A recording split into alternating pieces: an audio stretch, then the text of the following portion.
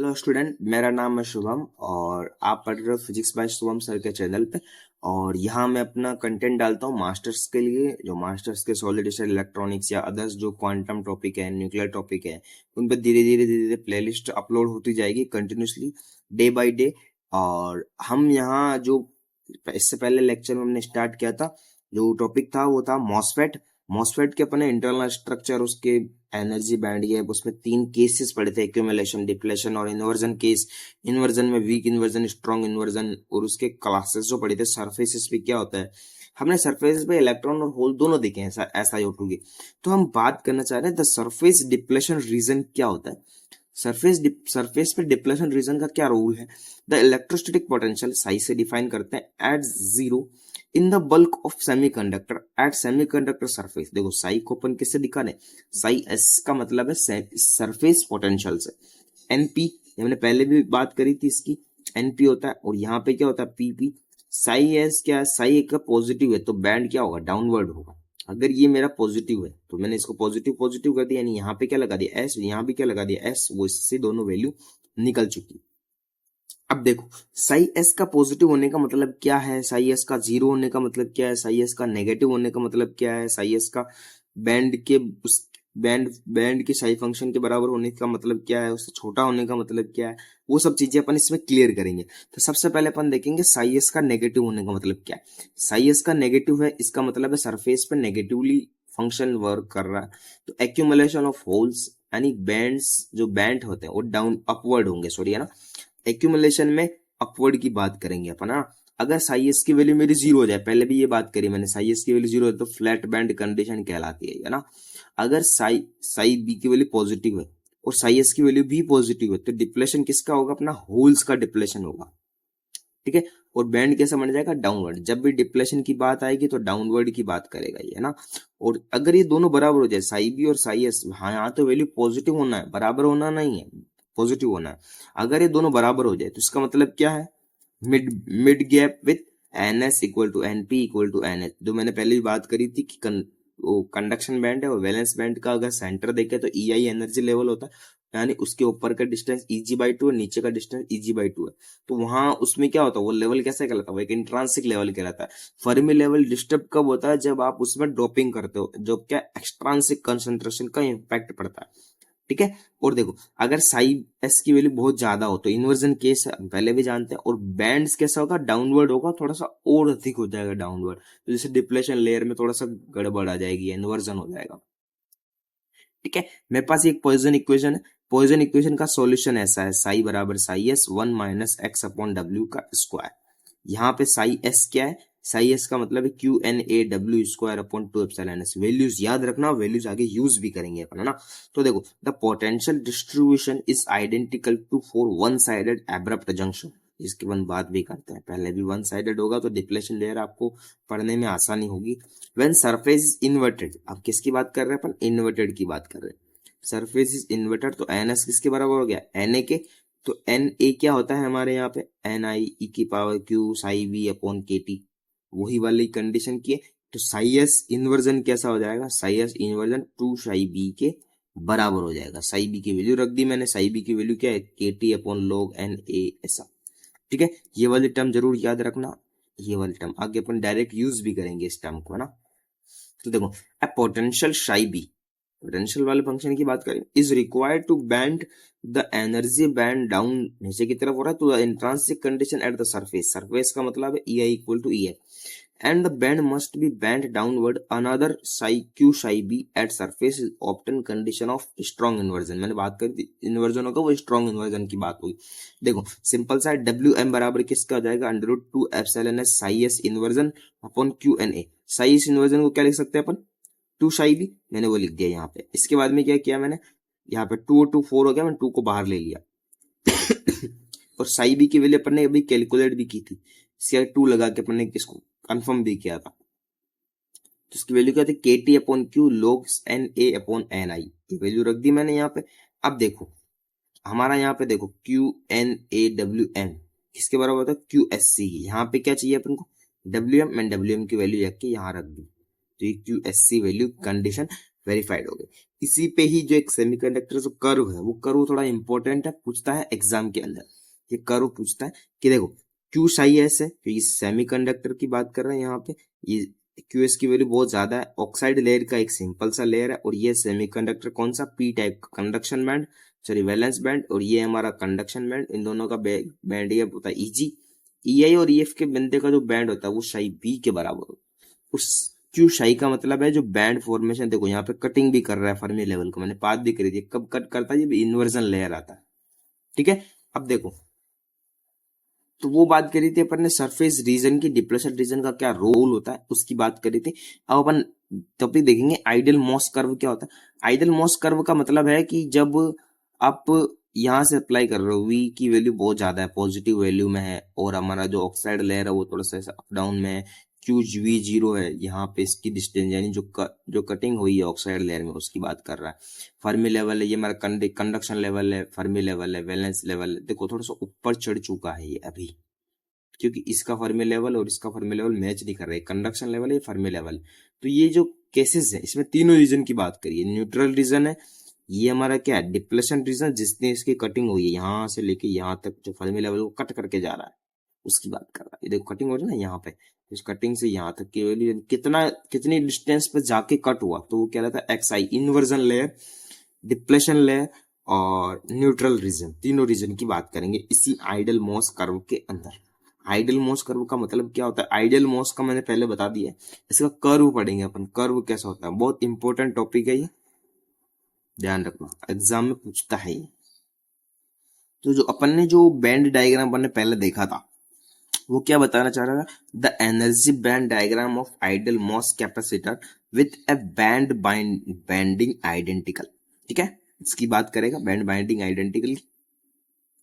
अब हम बात करें charge distribution under inversion condition की, इन्वर्जन करने में चार्ज डिस्ट्रीब्यूशन कैसा होगा, ये पहले भी देखा है, क्यू एम यहाँ था, हमारा क्यू एस यहाँ था, माइनस क्यू एन ए यहाँ था, ये डब्ल्यू विड्थ है, ये पहले बात करी थी, और ये क्यू एन भी आया था क्योंकि चार्जेस जब डिप्लेशन लेयर में स्ट्रॉन्ग इन्वर्जन में बात कर रहे थे तब आया था ये, है ना। In the absence of any work function, अगर वर्क फंक्शन की वैल्यू जीरो, तो क्या कहलाएगा, difference the applied voltage will be applied partially across the oxide and partially across the semiconductor। अगर एब्सेंस ऑफ वर्क फंक्शन है, वो differences किसके बराबर होगा, अप्लाइड वोल्टेज जो होगी वो किसके बराबर होगी, तो partially across the oxide layer and partially across the semiconductor layer. तो कैसा हो गया, oxide layer, semiconductor layer, voltage V, V zero क्या, the potential across the oxide layer. And आप देखेंगे electric field distribution, electric field का distribution कैसा होता है, इलेक्ट्रिक फील्ड ई एक्स और एक्स, ये सेंटर है जीरो, यहाँ पे प्लस पॉजिटिव वैल्यू है सारी, इधर इधर है सारी नेगेटिव वैल्यू। ठीक है, ये डिप्लेशन विड्थ है जिसकी डिस्टेंस डी है माइनस के अंदर, और ये हमारा क्या है, डब्ल्यू है विड्थ। ठीक है, तो वी जीरो किसके बराबर हो गया, we zero E zero upon D, E zero D, देखो देखो E zero D, we zero bar E zero की वैल्यू क्या होती है, Q S upon E zero x, ये ई जीरो एक्स दोनों पास पास में है ना, ऐसे ध्यान रखना है यहाँ पे जो लिखा हुआ ई जीरो अलग है, ई जीरो एक्स अलग है ना। अभी बताता हूँ इन सब का क्या मतलब है, डी क्यू एस अपॉन सी जीरो, मैंने सी जीरो किसको बनाया, इसको, यानी सी जीरो बराबर क्या होता है, एप्सिलॉन ओ एक्स अपॉन डी। ठीक है, वही वाली बात। ई जीरो का मतलब क्या है, field in the oxide, field in the oxide, यहाँ पे क्या है, charge per unit area in semiconductor, oxide capacitance in per unit area. ठीक है, द करस्पॉन्डिंग इलेक्ट्रोस्टैटिक पोटेंशियल का डिस्ट्रीब्यूशन कैसा होता है वो देखते हैं अपन, है ना। तो जिस इलेक्ट्रोस्टैटिक पोटेंशियल की अपन बात करें तो इसका कर्व देख लो, यहाँ से कर्व चालू हो रहा है, यहाँ से इसका बेंडिंग फॉर्मेशन चालू हो, जो डब्ल्यू पे जाकर रुक रहा है। पहले भी ये देखो, ये यहाँ से यहाँ तक की वैल्यू अपने पहले भी देखी है, आगे की देखी, और यहाँ से यहाँ जो डिप्लेशन विड्थ के इसकी बात कर रहे थे वो यहाँ ये रहती। ठीक है, the total capacitance C of MOS capacitor in series combination of oxide layer series में है, and capacitance C zero and semiconductor depletion region capacitance is C J. देखो semiconductor depletion layer capacitance C J है, और जो ऑक्साइड कैपेसिटेंस है वो क्या सी ओ है, इस ऑक्साइड कैपेसिटेंस की डिस्टेंस कितनी है, डी, ठीक है, और वी वोल्टेज अप्लाई कर रहे हैं और यहाँ पे ग्राउंडेड है, ठीक है। सी बराबर किसके बराबर हो गया, सी बराबर सी जीरो, देखो वैसे तो होता है 1/c equal to 1/c0 plus 1/cj, फिर सीरीज में, यहाँ पे सीरीज में उल्टा होता है कैपेसिटर में, तो 1/c बराबर क्या किया मैंने, इन दोनों को मल्टीप्लाई कर दिया। तो देखो मैंने इसमें क्या किया, C0 CJ/CJ प्लस C0, यही वैल्यू क्या है कैपेसिटेंस, को उसको उल्टा कर दिया, तो उल्टा करने के बाद में ये वैल्यू आ गई F/Cm²। ठीक है, हमने ये जो एक फॉर्मूला अभी अभी पढ़ा है, ये फॉर्मूला हमने पहले पढ़ा, साई एस की वैल्यू क्या होती है, V बराबर V0 साई एस भी पढ़ा है, V0 बराबर QS D एप्सिलॉन 0 x पढ़ा है, जिसको अपन किसके बराबर लिख सकते हैं, QS C0, और यहाँ पे C0 बराबर क्या है, epsilon OX upon Q epsilon OX upon D, ये वैल्यू होती है इसकी। तो इन सब फॉर्मूले को क्या किया मैंने, एक नया कैपेसिटेंस फॉर्मूला डेवलप किया है। इसकी डेरिवेशन थोड़ी बुक में थोड़ी टफ है, मैंने थोड़ी आसान करी है इसकी डेरिवेशन को। तो कैसे करते हैं, हमने क्या किया, सबसे पहले C/C0 ही चाहिए अपन को सबसे पहले, तो मैंने क्या किया, इस वैल्यू में क्या किया, C0 को नीचे भेज दिया, तो क्या बन गया CJ/C0 CJ, ठीक है। अब देखो मैंने क्या किया, CJ कॉमन लिया, तो अंदर CJ कैंसिल हो गया, CJ यहाँ बच गया, ठीक है। अब क्या, मुझे इसकी वैल्यू चाहिए, आते वैल्यू यहाँ रख दूंगा, आंसर आ जाएगा। तो मैंने क्या किया, इसकी वैल्यू फाइंड की C0/CJ। C0 क्या होता है हमारे यहाँ पे, C0 का मतलब क्या है, QS/V0, देखो ये रहा QS/V0। अगर आपको C0 चाहिए, यानी यहाँ पे देखो बताता हूँ, V0 क्या होता है, V0 बराबर होता है QS/C0। हमें क्या चाहिए, C0, तो कैसे बनेगा, QS/V0, तो ये रहा मेरा QS और ये रहा हमारा V0। हमें क्या चाहिए, CJ की वैल्यू चाहिए। CJ की वैल्यू कहां से लेके आए सर, CJ की वैल्यू होती है एप्सिलॉन S/W, ये रही, तो मैंने CJ की वैल्यू भी रख दी। अब क्या हो रहा है, अब हमें चाहिए V0 की वैल्यू। V0 की वैल्यू कहां से निकालेंगे, इस वाली इक्वेशन से, तो कैसे निकालेंगे, V0 बराबर क्या होता है, QSD/एप्सिलॉन X, QSD/एप्सिलॉन X, तो मैंने लिख दी V0 की वैल्यू QSD/एप्सिलॉन OX, ठीक है। W की वैल्यू कहां से निकालेंगे सर, W की वैल्यू यहां से निकालेंगे, इसको उधर ट्रांसफर करेंगे, इसको उधर ट्रांसफर करो, इसको नीचे ट्रांसफर करो, W² है तो अंडर रूट डाल दो, तो मैंने रूट डाल दिया यहाँ पे, ठीक है। Epsilon S as it is है, यहाँ पे देखो एप्सिलॉन S फुल है, यहाँ पे हाफ है, तो नीचे हाफ बच जाएगा, यहाँ पे QS से QS कैंसिल हो गया, तो epsilon OX upon D under root 2 psi X upon QNAX ES, ठीक है। अब क्या किया मैंने, यहाँ पे देखो इसको मैंने अंदर भेजा, अंदर ट्रांसफर किया, नहीं स्क्वायर हो जाएगा, इसका भी स्क्वायर है, मैंने अंदर भेज के स्क्वायर किया।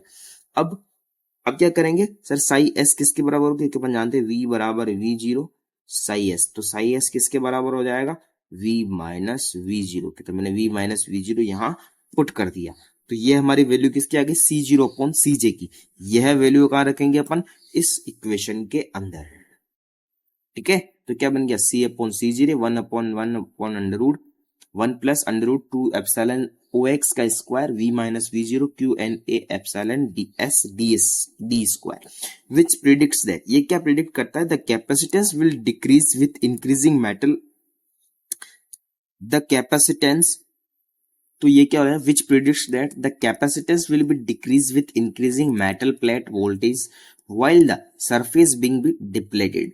कब होगा, जब सरफेस डिप्लेटेड होगा। When applied voltage is negative there is no depletion region, बात करी थी पहले भी अपन ने, एक्यूमुलेशन रीजन हो जाएगा वहां पे, which is, we have an accumulation of holes at the semiconductor surface. ये पहले वाली ही बातें जो अपन वापस से कर रहे हैं, जो टोटल कैपेसिटेंस है वो क्लोज टू किसके बराबर होगा, एप्सिलॉन OX D के। मैंने पहले बात करी थी C0 बराबर क्या होता है, एप्सिलॉन OX अपॉन D के, ठीक है। When strong inversion occurs the width of the depletion will be not increase with A further increase is applied voltage. जब तक आप अप्लाइड वोल्टेज इंक्रीज नहीं करोगे, स्ट्रॉन्ग इन्वर्जन या डिप्लेशन रीजन का कन्वर्जन कुछ नहीं होगा।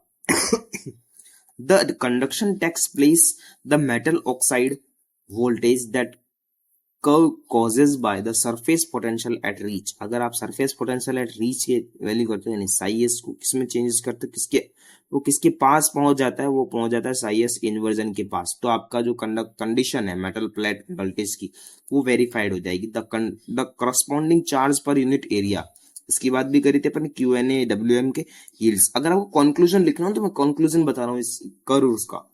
yields the metal plate voltage at onset at strong inversion। देखो, the corresponding charge per unit area is Q&A yields the metal plate voltage at onset at strong inversion। तो कब क्या होगा, तो थ्रेशोल्ड वोल्टेज डेवलप होगी। Threshold voltage मैंने निकाली भी है कि जब आप इसको प्लस इसका जो साइन इन्वर्जन है इन दोनों को मल्टीप्लाई वो सॉरी ऐड करोगे तो किसके बराबर जाएगा, थ्रेशोल्ड वोल्टेज के बराबर हो। ये मेरा V थ्रेशोल्ड वोल्टेज है। थ्रेशोल्ड वोल्टेज का मतलब ये स्ट्रॉन्ग इन्वर्जन को जो ले रहा है वो टोटल कैपेसिटेंस की मिनिमम वैल्यू जो अपन कैलकुलेट भी करते हैं। अगर स्ट्रॉन्ग इन्वर्जन है तो आप कैपेसिटेंस की मिनिमम वैल्यू भी कैलकुलेट कर सकते हो। कैसे कर सकते हो, C बराबर C0 CJ अपॉन C0। देखो ठीक है, हमने क्या किया, हमारा CJ की वैल्यू ये होती है मिनिमम, M का मतलब है मिनिमम WM।